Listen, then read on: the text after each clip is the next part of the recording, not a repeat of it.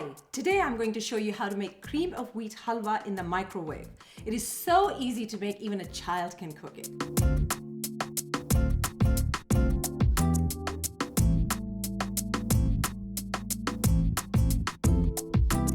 For details of the recipe, go to my blog. So we start with the butter and we melt it in the microwave for 2 minutes. So butter is nicely melted.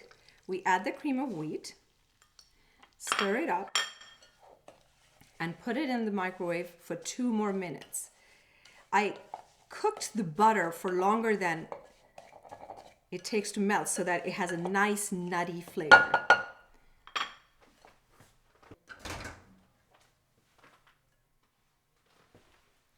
So at 2 minutes, the cream of wheat is looking pale brown.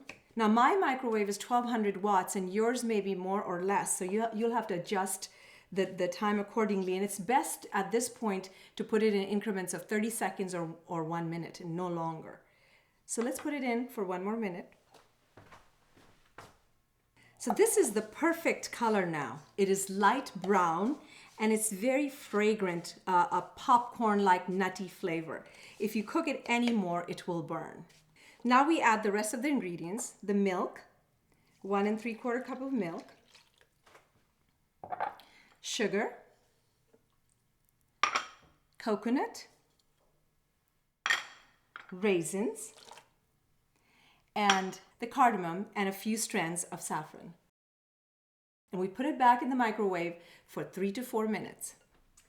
So 4 minutes are up.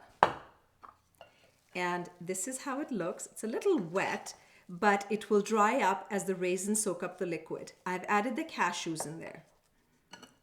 And while this is resting, I would like to show you one serving trick.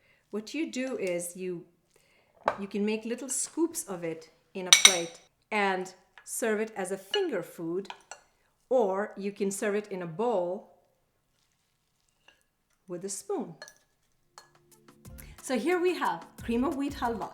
And for those people with gluten sensitivity, I have also made cream of rice halwa, which tastes just as good and looks just as good. And for people who are vegan, I have a version where we use canola oil instead of butter and water instead of milk, but you can use almond milk, soy milk. The possibilities are endless. So let's taste it. Delicious. Check out my blog for this and other recipes.